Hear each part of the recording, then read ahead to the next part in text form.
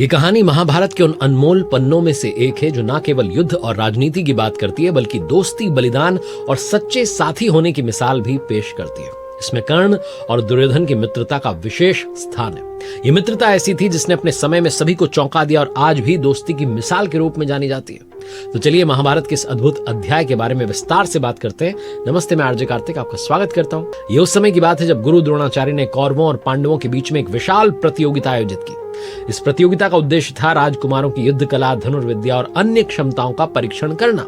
इसमें न केवल कौरव और पांडव भाग ले रहे थे बल्कि दूर दूर के राज्यों से आए हुए अनेक राजकुमार थे।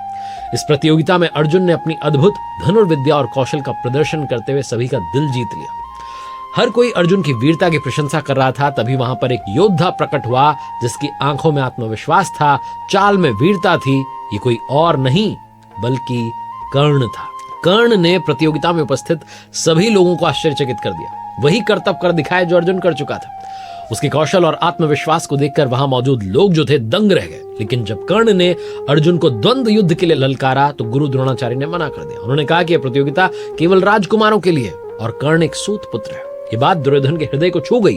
वो नहीं चाहता था कि अर्जुन को विजेता घोषित किया जाए। दुर्योधन ने कर्ण की वीरता को पहचाना और तुरंत उसे अंग देश का राजा घोषित कर दिया। उसने कहा, कर्ण अब एक सूत पुत्र नहीं है बल्कि अंगराज है।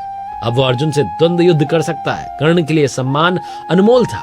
उसने दुर्योधन को अपने हृदय में सदा के लिए बसा लिया। उस दिन से दोनों की मित्रता इतनी गहरी हो गई कि कर्ण ने दुर्योधन के लिए अपना सर्वस्व त्यागने का संकल्प लिया। कर्ण केवल एक वीर योद्धा ही नहीं बल्कि एक सच्चे मित्र थे। जब भी दुर्योधन अपने मामा शकुनी के बहकावे में आकर पांडवों को छल से हराने की योजना बनाता तो कर्ण उसे कायर कहकर उसकी निंदा करते। कर्ण का मानना था कि युद्ध के मैदान में वीरता दिखाना सच्चे क्षत्रिय का धर्म है, ना कि छल कपट का सहारा लेना।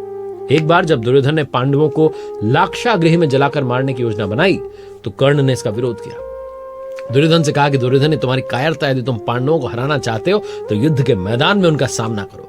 छल से जीतने वाला कभी सच्चा विजेता नहीं कहलाता। दुर्योधन चित्रांगदा की राजकुमारी से विवाह करना चाहता था, लेकिन स्वयंवर में राजकुमारी ने उसे अस्वीकार कर दिया। इससे दुर्योधन क्रोधित हो गया और उसने राजकुमारी का हरण कर लिया। जब अन्य राजा दुर्योधन के पीछे भागे और उसे मारने की योजना बनाई तो कर्ण ने अपने मित्र की सहायता की थी। अकेले ही सारे राजाओं को परास्त कर दिया और दुर्योधन को सुरक्षित वापस लाया था।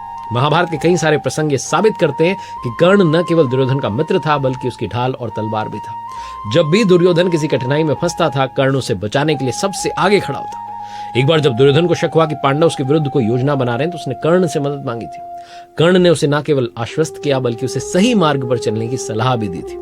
महाभारत के युद्ध में कर्ण की मित्रता की सबसे कठिन परीक्षा हुई जब भगवान श्री कृष्ण ने कर्ण को बताया कि वो पांडवों का बड़ा भाई है और अगर वो दुर्योधन का साथ छोड़कर पांडवों के साथ आ जाए तो उसे सम्मान और प्रतिष्ठा मिलेगी। तो कर्ण ने प्रस्ताव अस्वीकार कर दिया। उसने कहा, दुर्योधन ने मुझे सूत पुत्र से अंगराज बनाया। उसने मेरे आत्मसम्मान की रक्षा की। मैं अपने मित्र को धोखा नहीं दे सकता। कर्ण ने अपने प्राणों की आहुति देकर यह सिद्ध किया कि सच्चा मित्र वो होता है जो हर परिस्थिति में अपने मित्र के साथ खड़ा होता है। कर्ण और दुर्योधन की मित्रता महाभारत का एक ऐसा अध्याय है जो सच्ची मित्रता और वफादारी की मिसाल पेश करता है। कर्ण ने दिखा दिया कि सच्चा मित्र वही है जो अपने दोस्त के लिए सुख दुख, मान सम्मान और यहां तक कि जीवन का त्याग कर सकता है। महाभारत की कथा हमें सिखाती है कि दोस्ती में ईमानदारी और निष्ठा सबसे महत्वपूर्ण है। कर्ण की वीरता और वफादारी हमें प्रेरणा देती है कि सच्ची मित्रता शब्दों में नहीं बल्कि कर्मों में दिखाई देती है। आपका एक्सपीरियंस हमारे लिए बहुत इंपॉर्टेंट है। इस कथा से आपने क्या सीखा, कैसा इस कथा ने आपको महसूस कराया? अपना फीडबैक शेयर कीजिएगा। आपकी राय हमें और भी बेहतरीन कहानियां लाने की प्रेरणा देती है। आप सभी का धन्यवाद। जय श्री कृष्ण। प्रभु कृपा बनी रहे।